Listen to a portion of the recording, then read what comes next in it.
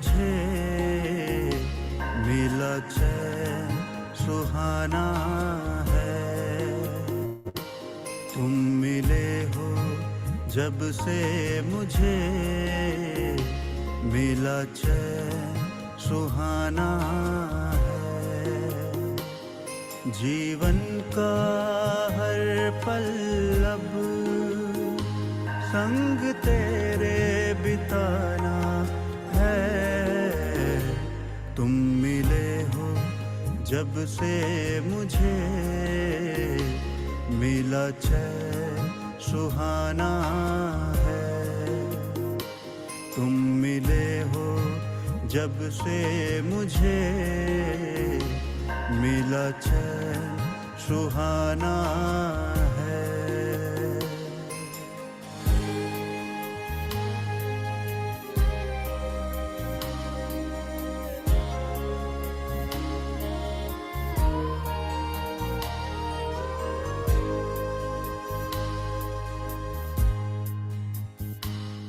सब अपनी सुनाते रहे, ना मेरी सुन पाए।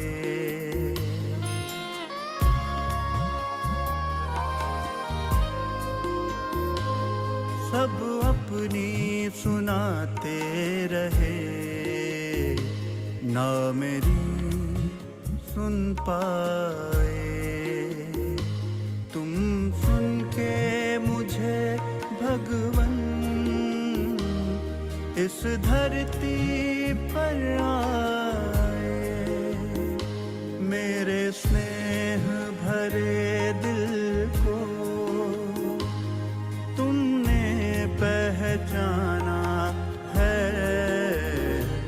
तुम मिले हो जब से मुझे मिला चैन सुहाना है।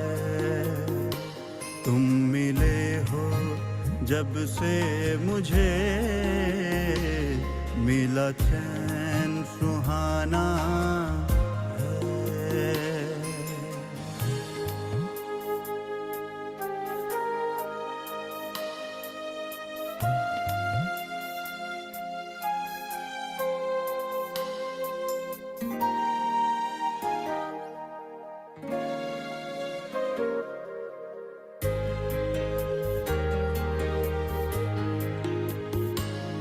जब जब मैं अकेला हुआ, दिया तुमने सहारा है।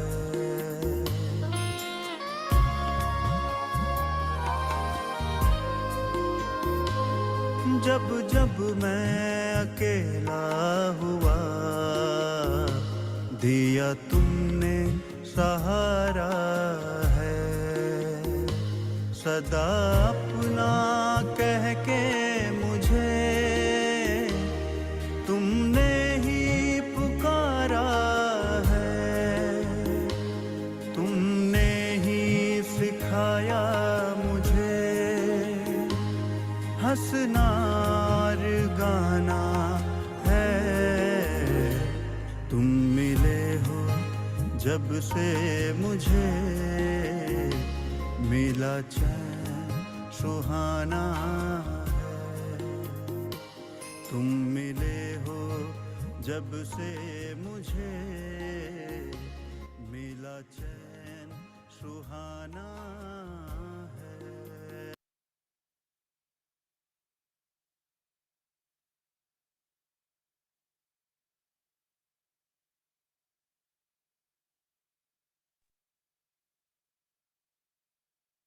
Shanti, Sister Jayanti. So welcome to today's session of revision. Welcome to everyone. And wanted to share, actually it's pertinent to Dadi Kumarka and to Dadi Janki, that when we used to ask them, why is it that you don't have any worry? And they would say, because nothing is mine. And it's all Baba's, and it's Baba's responsibility. And it's so true that as soon as something becomes mine, like Pavitra sometimes says to me, well, Didi, this is your problem, no? Like, this is your issue. I mean, it's something for you to worry about. So she stays carefree, because then I take over. So as soon as I have mind to something, there's worry. And I'd just like to share something.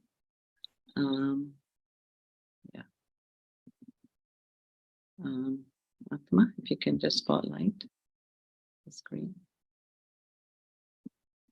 Okay. So, yeah. So why worry, gentlemen? So do you have a problem in life? And the answer is no. So then why worry? And if the answer is yes, can you do something about it? And then you say yes, and then again, why worry? And if it's no, then again, why worry? So this is not my creation, but this is something. We'll go back, Atma. Stop sharing. Okay. Yeah. So this is the thing, isn't it, gentlemen, that we create the worry. I mean, we get attached, we create the worry, and then we suffer, and then we wonder what's happening. So I'm sure you're going to give us tips and tools today. Thank you. Om Shanti. Om Shanti to everyone. And yes, it's Christmas time, so Merry Christmas to everyone. There's been parties for Christmas in GRC and in London, and there's plenty more ahead also. And then, of course, we'll be preparing for the tapasya for the month of January. So celebrate, celebrate, and then become. Baba always says to celebrate means to become. Manana hai, banana, to become. And so manana, celebrate. So that's the season here at the moment. And yes, two little comments about worry. And one is that there'd been a questionnaire, a survey that a newspaper had run many years ago. And the question had been, how often is it that your worries are actually well-founded? Or is it that you worry about something and it actually never happens? Maybe you're worried about your health, and yes, you should go get it checked. It's not an issue, you must do that. But the worries that people have, the imagination that runs riot, maybe it's this, maybe it's this, maybe it's this. And 9 times out of 10, it isn't that at all. It's something quite simple. So that's one thing. Then the other thing that they'd asked people within that survey had been, did your worry change the situation? And of course, it can never change a situation. Rather, worrying about something is probably going to confuse everything and make it more muddled, and it's going to be more of a problem than it was before. And so worry really is a huge, huge waste of time and energy. And yet, of course, it's a very old habit that we've carried for probably from the copper age onwards, worrying about this thing, that thing, the other thing. As soon as we became body conscious, we started to worry. And so this is essentially what Baba is saying today. Baba was seeing his carefree emperors and was seeing the beauty of the light that is shining on their forehead when they are carefree. And instead of worrying, fikr, have spiritual intoxication, adhyatmic fakur. Baba's replacing fikr with fakur. And so these two Hindi words you can see are very close together. And so if I'm worried, it's like I'm carrying a burden, a basket of burdens on my head. And if I stay light and easy, then I wear the crown. And this is why the memorial is also about the double crown. And I had a little bit of a question there, because Firstly, Baba spoke about one is a crown of light, and the other is the crown of actually conquering the vices. And I'd always understood that light represents purity. Purity means the conquest of the vices, and so purity. And so Baba's talking about the light of purity. And so what did Baba mean? That the second crown is the crown of sovereignty, and that is your victory over the vices. And I realized that victory over the vices, yes, yoga, of course, and the purity, but also the deep understanding that I have of myself, my sanskars, and what is it that presses my buttons and how it is I react in situations. So it's not just yoga in terms of conquering the vices, but that state of self-sovereignty that comes with Gyan and yoga. And so the two crowns that Baba mentioned, the crown of sovereignty, which comes as a result of the conquest of the vices, but also the crown of purity. And so Baba's saying that when you're in that stage of being carefree, you love yourself. And it's true. When you're worried, you don't have a chance to love yourself because you're so burdened with the worry.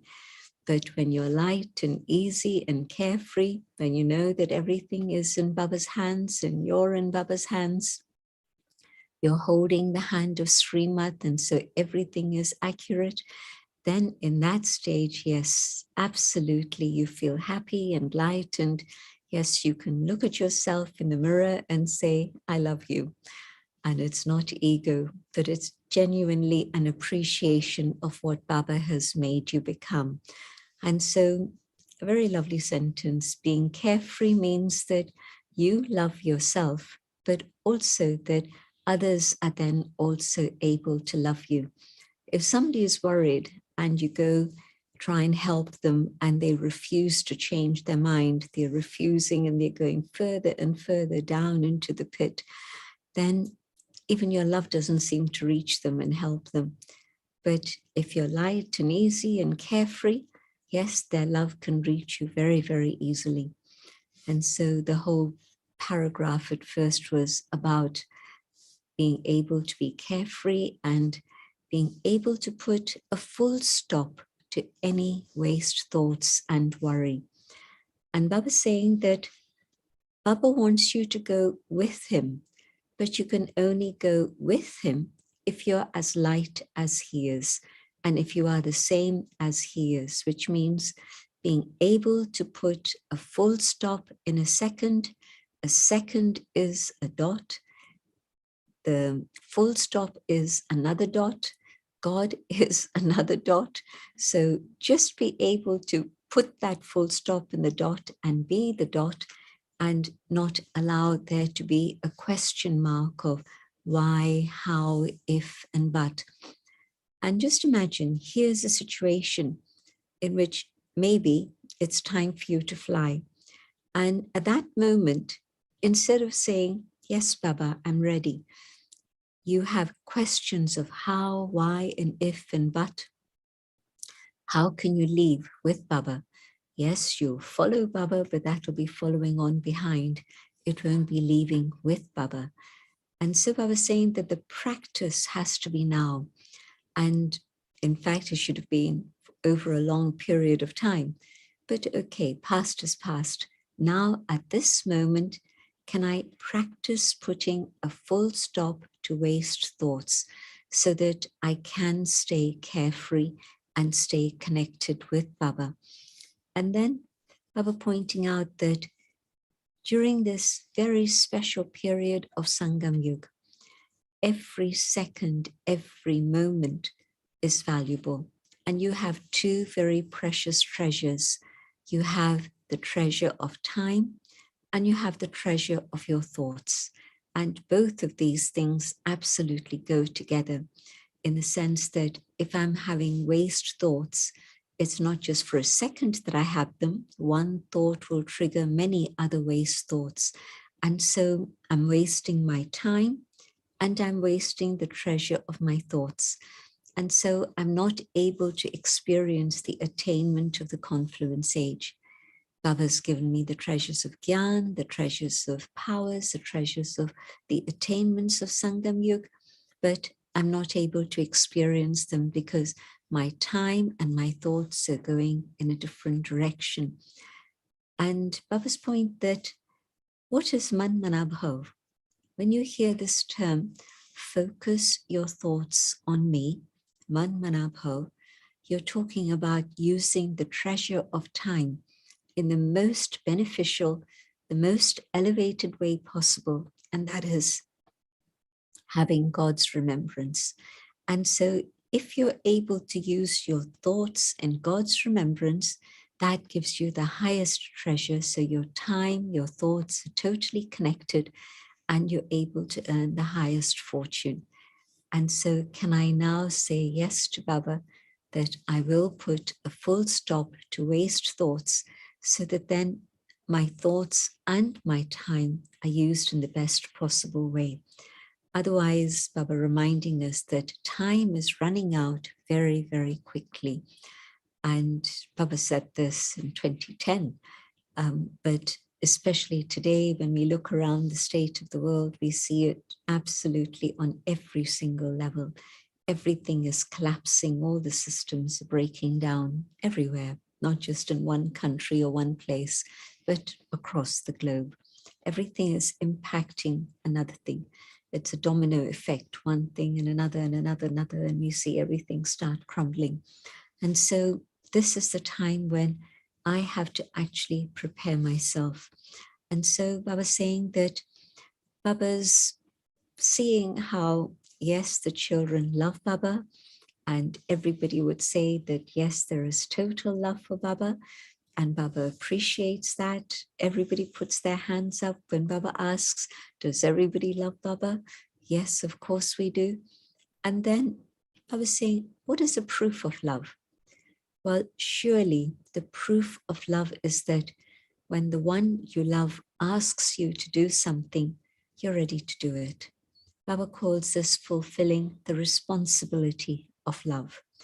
And so when Baba's saying, now this is what you have to do, put an end to all aspects of waste in every single thing. Earlier, Baba had said, when you wake up, it's in carefree happiness. When you go to sleep, it's in that carefree happiness. As you walk and talk and eat, all of that, your relationships, your connections, everything is being used in a worthwhile way. And so now Baba was asking the question, well, are you fulfilling that responsibility of love and making sure that everything you do is spent in a worthwhile way, your thoughts and your time? Or is it that there's still an element of waste? And Baba was saying that Baba could see that many children are still careless, and there are many types of carelessness. But within that, Baba was saying that especially when the careless children say, Baba, it's okay, I will do it. Baba, it will happen. What can Baba do? Baba smiles. But Baba wants to make us realize that that time is actually gone by. It really has to be now that we make that effort and have that full attention that Baba would like us to have. And a very lovely comment about who is it who gets to sit on Baba's heart throne, and what is the result of that? If today I'm seated on Baba's heart throne, it is because I'm doing what Baba has wanted me to do and has asked me to do. And there's no carelessness, there's no waste anymore. I'm using all that I have in the best way possible, especially my thoughts and my time. And through this, I can be seated on God's heart throne. And if today I'm seated there, then in the future, definitely, if not seated on the throne itself, at least I'll be in close connection. I'll be part of the royal family. And I've thought about this a lot also. Royal family, and what does that mean? Well, think about how even in the last period of time we had with the Dadis, Everybody's desire was to be with those souls who we knew were completely pure and elevated. So to be in their presence, to be close to them, was something we all wanted. And sometimes it happened, sometimes it didn't happen. There were all sorts of constraints.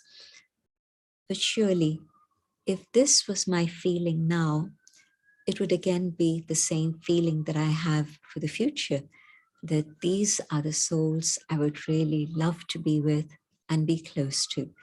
And so it's not about status, but it's a question of quality. And the quality of these pure souls, these elevated souls, was such that they drew us to themselves. And so, yes, surely we would want to be close to them and be in their company. And so if that's what I want, then Baba's showing me how to be able to do it. Sit in Baba's heart throne by following the Srimad that Baba's telling me today, holding Baba's hand and moving forward with Baba. And so Baba speaking to the family from Gujarat that had come then, and again, they were in front of Baba now. And Baba saying that, yes, you're number one in numbers. The numbers in Gujarat are always huge. And one of the reasons is that the families are very close-knit. It doesn't always happen in Punjab. One partner follows Gyan, the other doesn't. But in Gujarat, it seems to be that one will follow the other. And in fact, everybody in the family will come together. So you give Gyan to one, but you're not giving Gyan to one. You're giving Gyan to sometimes the immediate family and sometimes even 40 members of the extended family. That's happened here in London. One sister giving Gyan to 40 people, just her family members. And so the numbers of Gujarat were huge at that time, and they are still very big now. But Baba was saying that there's something else that you have to move forward in, and that is being able to conquer all obstacles, to have centers that are completely obstacle-free. And usually when Baba's talking about obstacles, it's not about challenges in service, because those get dealt with anyway, but it's the challenges of sanskars. And so when Baba says, is your center free from obstacles, Baba's talking about the harmony that exists within a center on that level. And so firstly, it was Gujarat. Then, of course, there's many, many double foreigners there, especially at that time, 31st December, there would be a big gathering. And so I was saying that double foreigners are also the ones who make double effort and are the ones who move forward in zeal and enthusiasm. But again, Baba asking the question, are you all free from obstacles? Have you gone beyond all of that? And then the Madhava Nivasis, and again, Baba mentioning this, but then Baba speaking to the whole gathering. And that was very interesting because Baba had a question. Baba said, time is asking Baba, when are the children going to be ready? And so are you waiting for time or are you ready? Because time is waiting for you. So time would like to see you reach your state of completion and perfection. But also matter, the elements are very upset.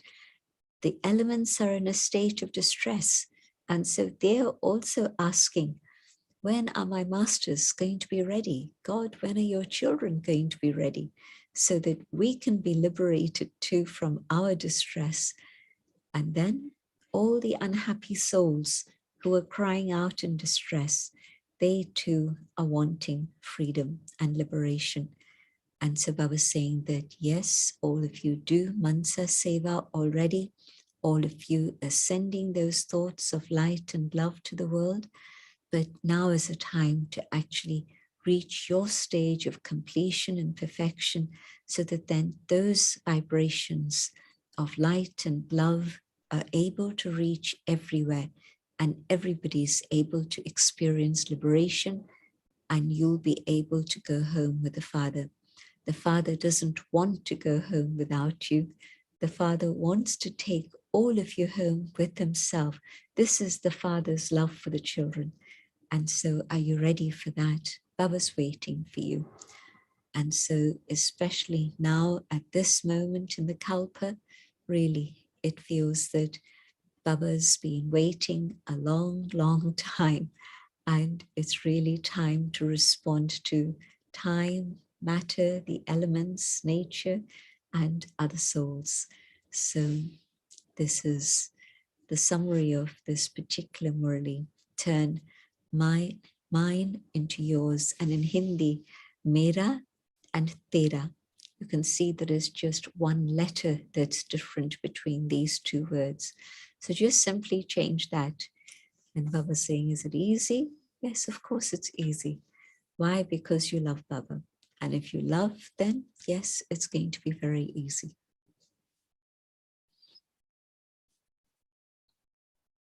Thank you, gentlemen. Very lovely, as usual. So I wanted to ask you about, I'm sure actually somebody has also raised the question, and also it's my question. So when you talked about being close, and so, gentlemen, yes, everybody thinks that being physically close means to be close there. And that's why we always wanted to be around the Dadis, and I'm sure everybody wants to be around you. Because you are now our Brahma Baba now. You are now our Dadi. You are the next one that we have to follow. So could you clarify that? Because you mentioned it's not about the status there, but it's about being close. So those souls who are physically far away, how do they experience closeness? I think it's a question of the heart. And if I love Baba, then I'm close to Baba wherever it is I am physically. And today, all the Dadis are in their subtle angelic form. And so am I able to take on my subtle angelic form at all times and be close? And so this is the question. So I don't think it's a question of physical closeness. And, you can be physically close to somebody, but your sanskars just don't harmonize, they don't match. And that's the whole story of obstacles in service and obstacles for us. But if I can take on my own subtle costume and let go of all the grossness that I've carried for a few thousand years and experience that subtlety of purity, then in that subtle stage, I can feel very close to Shiv Baba, Brahma Baba, and the Dadis. And I think this is what Baba wants us to experience. Then I know that, yes, I'll be very close to them in Satyug. And again, whether it's physically close or whether it's close in terms of hearts, that's fine. I think I'd be very content if in terms of being close to their hearts, then it's okay. But even to take that a bit further, you mean we're close to the heart because we make similar effort. The frequency of our effort is similar. And not just this frequency of effort, but the result of that effort, because I can keep trying, but am I getting the results of that state of purity? And I think it can forget about anything else, but is the quality of my cleanliness and purity keeping me very close to Shiv Baba and Brahma Baba? And in that case, the jewels are all together close by, no gap, no distance in the rosary at all. If there's a gap in one bead from the next one and the string is visible, then you wouldn't take that necklace, you wouldn't wear it, you'd say, it's not quite right. But when the beads are fully matched and all together, absolutely close together in the garland, in the necklace, then you say, yes, this looks beautiful. So is the result of my effort making me of that same quality, the degree of purity as Baba, and the Dadis? Yes, thank you, gentlemen. Shall we move on to the other point about bringing time close? So you could say that Dadis, all the Dadis have gone, And so in a sense, have they brought time close? I mean, they haven't in a way. So what does it mean to say bring time close? With the passing of Daddy Janki, COVID took over the whole world, literally. And I think that was a big shake-up for everyone. And then, of course, everybody goes back into a drowsy sleep. They're not yet ready to wake up, but certainly it shook the world. And Daddy Gulzar's departure also, I think that was a big shake-up for the Brahmin family. And nobody expected that there would be other waves of COVID and more waves of COVID that have been happening in 21. And so I think that, yes, they have brought time closer. And as each day goes by, I'm just seeing that the state of the world is degenerating. And so, but it's happening slowly, slowly. And so it's painful. You know, when an illness gets stretched out, then it's more painful than anything else. And so I feel that Brahmins are not yet fully aware that we have to move so quickly in terms of our own inner effort that the state of distress doesn't continue for too long, because it really is a state of distress at the moment, I think. Certainly that's what I'm hearing from others. That's what I'm seeing in terms of England, definitely. So yeah, it's a good word you used, because I was going to use the same word. Gentlemen, whether, because Baba said you can worry about service, so whether you worry about service or any other worry, it's still the same stress, and you still kind of have to deal with it in the same way, and it still creates the same adrenaline rush, the fight or flight syndrome. But somehow Baba's given us permission to worry about service. So is that just to keep our mind busy, to keep our time and thoughts going in the right direction? Is that your take on that? I was also questioning, you know, if those of you who saw the video at that time, some may have just read the Murli afterwards, but as we were watching the video from before, when Baba asked, is it that you sometimes worry and you're only sometimes carefree? The senior brothers who were seated in the front row, they weren't raising their hands. And so I think it was an acknowledgement for that these are the people who carry that practical responsibility of service, the daddies on a spiritual level and the brothers on a very external physical level, concern about this, that, and the other, you know, land and property and bank accounts and all of these things that they have to take care of. And so on that level, I thought that Baba's acknowledging that, yes, they do have a lot of things to think about. And that Baba said that the purpose of your worry also is to make others free from worry. And so they're looking after things, so it's okay. But I don't think it applies to us in the sense that, you know, when it's service situations, plan it properly and things get resolved. And even if unexpected things happen, then if there's an easy relationship amongst everybody, you can deal with it and it'll be okay. Say, for example, if you had 400 people coming to your center and that morning, and they were going to be all having snacks and then lunch and teas and whatever, and they were going to be there for several hours. And in the early morning hours, you heard that most likely you wouldn't be able to get water later on. It would be a massive stressor. It really would. And it actually happened. I'm not talking about a theoretical situation, but a practical situation on Saturday in Baba's house in London. And one of the brothers who's spent most of his life in India, he got out the very, very big pots that we have for cooking for 1,000 people. And he filled them up. There was no cold water by then. There was only hot water already. because the tank was still full, the hot water tank. And so he filled as many of those pots that he could. And yes, we had bottled drinking water. So everything moved so smoothly. You can't believe it.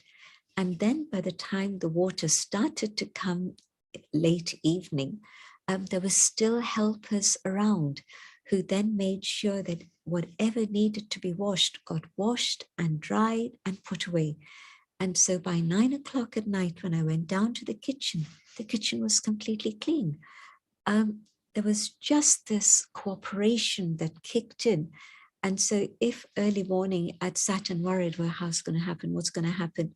Okay, there was enough water to get the food cooked, and the evening menu had to change drastically so that there was only a very basic meal, but everybody had a big Brahma Bhojan in the afternoon, so it was fine. And we even had guests staying with us in Diamond House, and the house was full. But I don't think anybody got worried or got into a state of stress. It all went so beautifully. And yes, it was a big lesson that there's more incidents like that coming ahead, and how we should be able to plan it even further, so that even the little bit of rush that we had to go through, even that didn't happen. So it was a very good rehearsal, I would say, a big lesson in what we need to do for the future. So don't worry.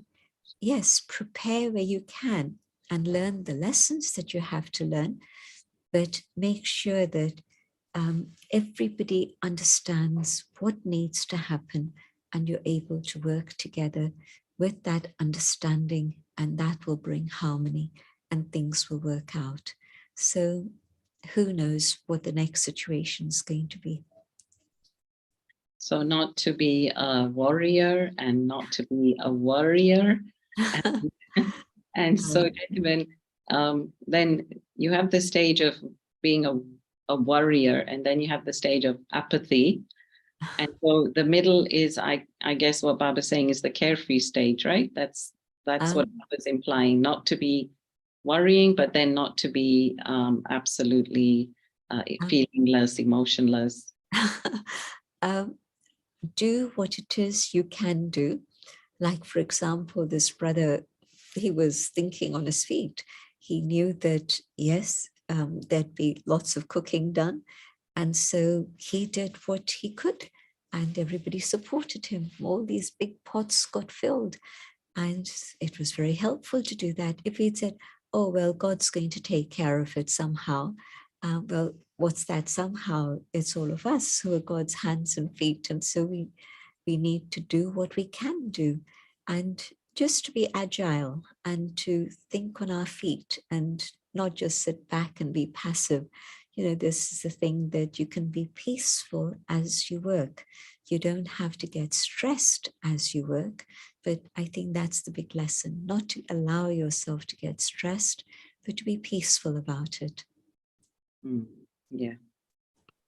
Thank you, gentlemen. So, gentlemen, when Baba talks about making the promise and dying to live up to that promise, do you have any kind of criteria of a promise? How do you understand a perfect promise? From my heart, I say, I belong to you, and nothing's going to make me change that. Am I completely committed to that? That's one step, a very big step. But then the next step, I'm going to do everything you ask me to do. I'm saying this to God. And then God is telling me everything I need to do. I need to have nothing but good wishes in my heart for everyone. Well, am I doing that? God is telling me not to worry. Am I doing that? And so to what extent am I going to allow that first promise to take practical shape in my life? Because to say, God, I truly love you and I belong to you, it's very much a theoretical thing. But the practical application of that, to what extent am I willing to follow that through in my life? That is what is going to count. not just the abstract promise, but then the promise being applied on a practical level in the things that I am doing. Does that make sense? Yes, yes. Thank you, gentlemen. There was a question here about Baba's love. Maybe we can take that now then. So yes, Baba says that everyone has 100% love. And so if a soul is doubting themselves, what could be the cause of that doubt? This is their question. Where does the doubt come from, they're saying? I think it comes because I'm not seeing myself do what Baba wants me to do. Otherwise, when we first come to Baba and we start listening to Baba's knowledge and it begins to make sense and we say, yes, this is great. And here's Baba saying, you'll become a deity if you do this, this, and this, and this. And I say, yes, I'm ready to do this, this, and this. But then the doubts begin to come in the self when I don't see myself fulfilling the directions that Baba's giving me. And so then I say, well, I've been trying to do this, but I'm not managing to do this. Or maybe I'm not a deity soul. Or I'm trying to do this and I'm not managing it. Maybe I'm not one of the souls who's going to have victory. And so I think the important thing is to actually start doing what Baba's asking me to do. And to that extent, then I'll begin to have faith in myself, not just faith in Baba, but faith in myself that yes, truly, I am a deity soul. I am a victorious soul. Here I am, I keep falling again and again and again, whether it's anger, or whether it's greed or ego. And then I tell myself I'm a victorious soul. Well, I don't actually believe it because I'm not seeing it happen in my life. That if I make that determined thought, I'm going to catch myself. If there's the slightest irritation that comes in, I'm going to pick up on that in soul consciousness so that I can change it. If I allow that irritation to be expressed, then yes, it's going to create a problem and I'll begin to lose faith in myself. So what is the greasing of the brake in order to put the full stop, the brake of full stop? Practice. If in little things that come in front of me today, I practice, can I say Om Shanti, full stop, and move on? Or does it still linger and it's still creating an irritation inside of me? And of course, that inner irritation then gets expressed in some form or another. But if today something's happened and I pick up on it and I say, okay, Om Shanti, full stop, let me move on, then that practice is the way in which I'm going to be able to deal with bigger and bigger situations. Otherwise, the little things are still not manageable and I'm still getting upset by them. Then how am I going to deal with big things when they happen? So that leads me to the next question, that when Baba said the time is invaluable. So gentlemen, we want to make use of our every second. And in doing so, we are not taking care of the body. We're being kind to others. We're being kind to the center, but in the process, we're not being kind to the self. So how do we address that problem? I think it's shifting the timetable to make sure that there is enough time for sleep. Emails don't have to be done at 10 p.m. at night or later. They can be dealt with the next day. And so just being able to prioritize my time. And it's fascinating how much time just goes by, like water just falls through your fingers.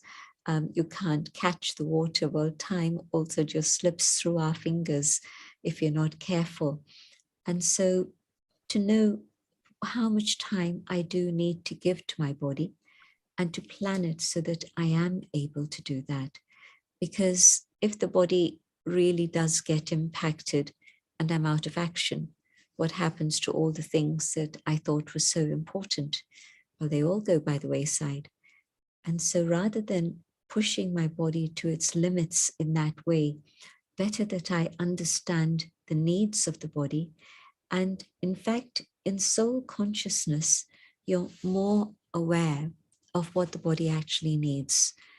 And it doesn't need a huge amount actually, but it does need attention on a daily basis, rather than thinking that, oh, you know, I'll sleep more tomorrow, even if I don't sleep enough tonight.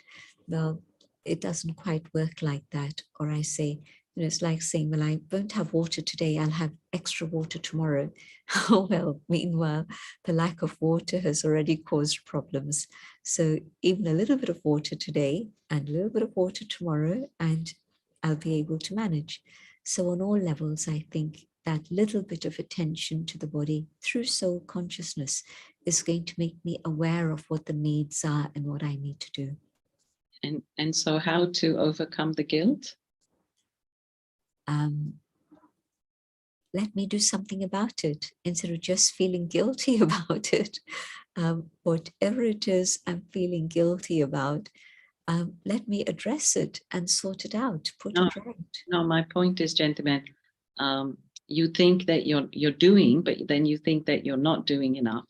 I mean, physically you're there, you're present and you're active, but then inside you feel you're not doing enough.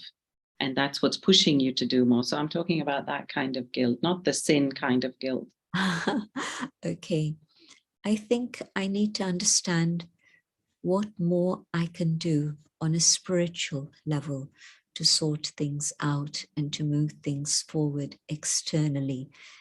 And I think we need to put in extra effort externally because we're not doing enough on an internal level.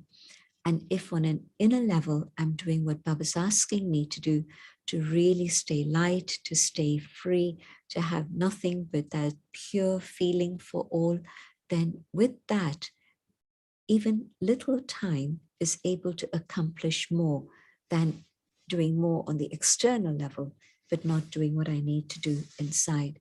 And this has been the story of Kali Yuga. We've tried to do things externally, but we forgot about doing things internally. But the more I do things internally, really doing what Baba wants me to do inside, then externally, I won't need to give extra time. Yeah, that's lovely. Thank you, gentlemen. I will move on to other questions. We have quite a few, but I thought because this is kind of, well, around Christmas, would you just like to give the significance of the Christmas tree? Eternal, green, everlasting. And so the Kalpa tree, the eternal tree, and all the lights, all these beautiful stars are the lights on the Christmas tree, and the star at the top, Shiv Baba, the one who's the ever shining star and who comes to take us back home again. Sometimes they have an angel at the top, and that's the symbol of Brahma Baba. You know, in the Kalpa tree image, they have Shiv Brahma Baba at the top of the tree. So that always reminds me of Brahma Baba at the top of the Kalpa tree. And of course, the reminder that all of us are actually the roots of the tree. The roots are invisible and maybe not so pretty, but yet the whole tree depends on the roots. And so the deeper our tapasya, the deeper our connection with the seed today, the stronger the foundation. And so the whole Kalpa tree, even today at the end of Kali Yuga, you still see things of beauty, whether it's in nature, whether it's in people. And so the beauty of the Kalpa tree is everlasting. And yes, we know that it's Kali Yuga and things are falling apart, but still, when you see an innocent child and they smile at you, you can't help smiling back at them. And, you know, your attention will be drawn to them again and again. How are they doing? What are they doing? And so right till the very end, the everlasting tree it's the culpatory, the state of the world, whatever it is, but there's still beauty hidden away here and there. So somebody's asking now about angels. Are we those angels that tour the world?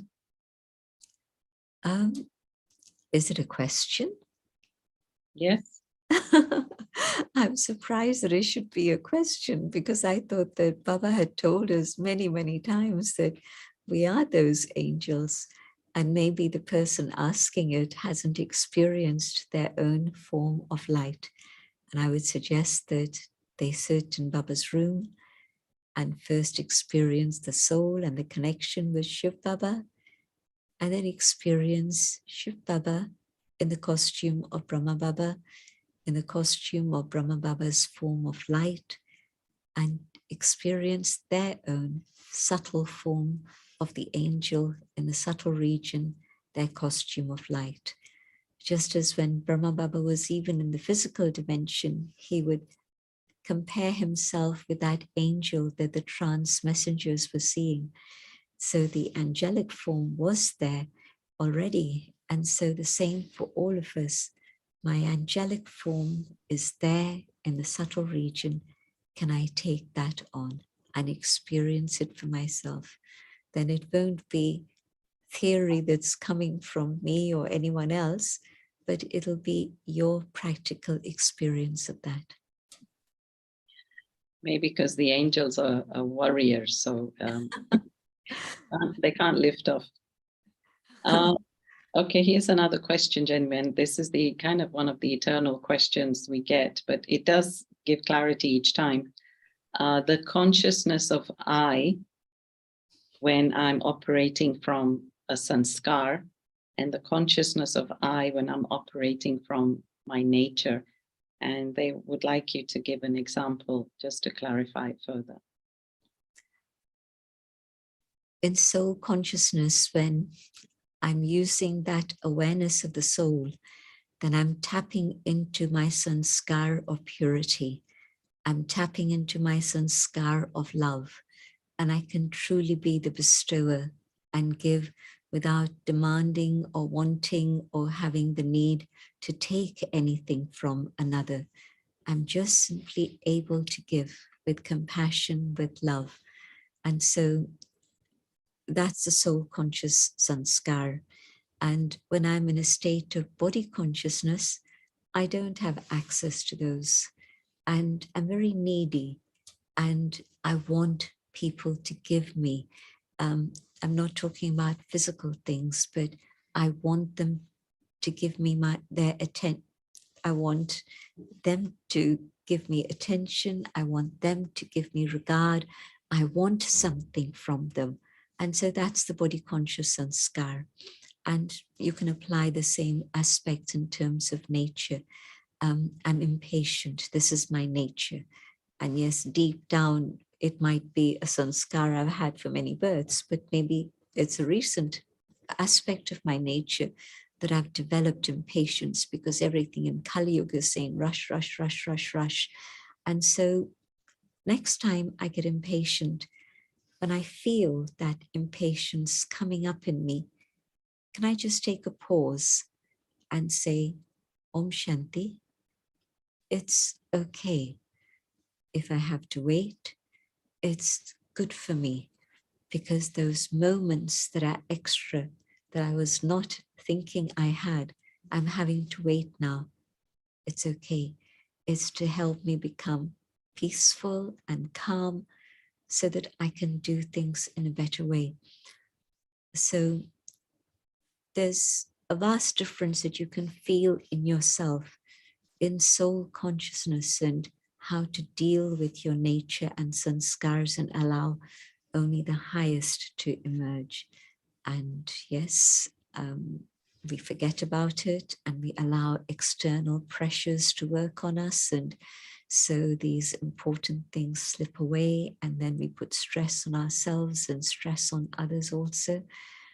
And so again, a powerful reminder, I have to learn to be soul conscious and be very patient and take the time to do things in the right way. Right. Thank you, gentlemen. So yeah, that takes me on to this other question of the Avyakt year. And so this person has a question that if Jayanti Ben was going to tour around the BK world in her subtle form, what would she like to see as to how we are using this month practically? And second part to that question is, can transformation really be achieved in 1 month, given we are making full effort? I'll answer the second one first. I think transformation happens when there's a moment of realization. And I might have heard things before, I might have experienced things before, but maybe at this moment, something suddenly clicks and that's it. I've understood, I've realized, and I'm going to change this. And so I don't think it takes a month to have deep transformation. I think that moment happens and things can shift within a moment, really. And yes, I'd rather think about Baba touring the world and seeing all of us. And I think what Baba would like to see is that, not that we stop activity and just sit down, because Baba never did that.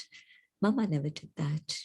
They continue to serve till the very end. Daddy Janki didn't, Daddy Prakash Mani didn't. So those are the examples. But what they did do was to go further and further in their efforts to become more subtle, more aware of Baba's presence and use Baba's presence in everything they were doing.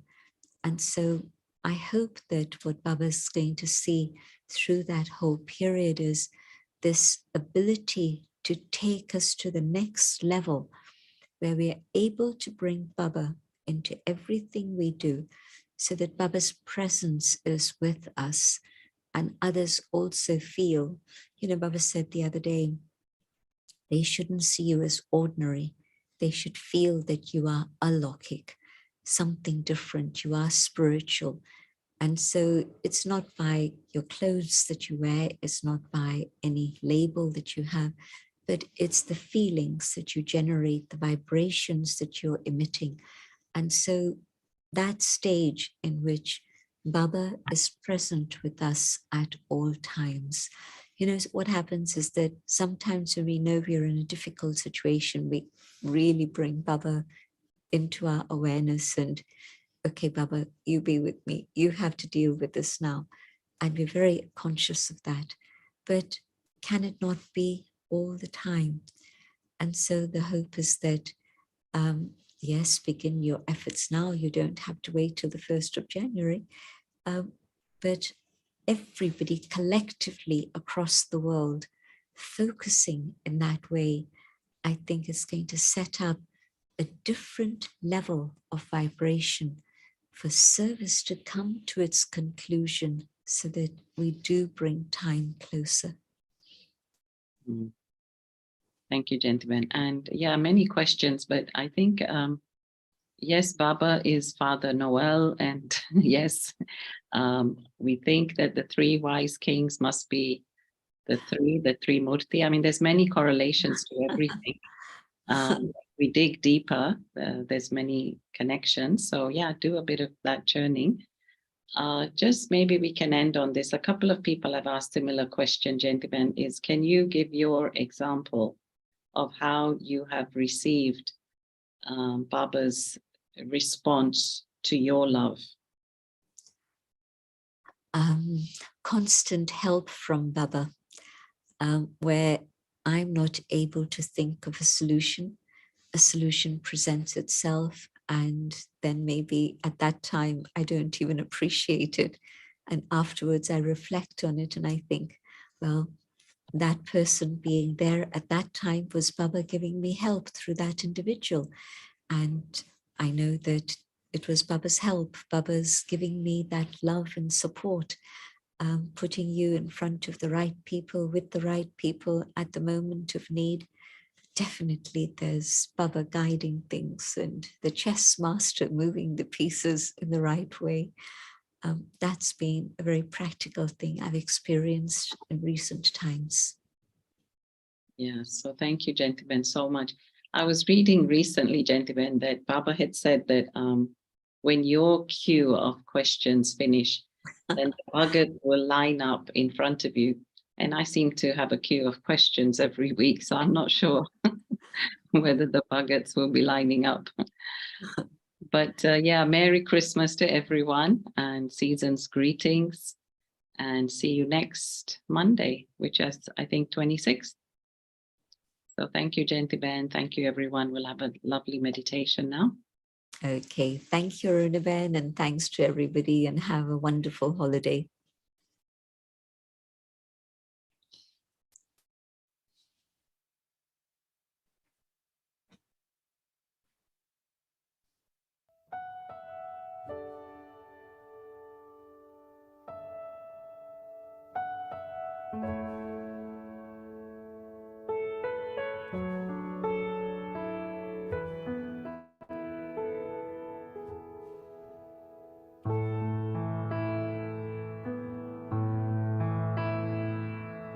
So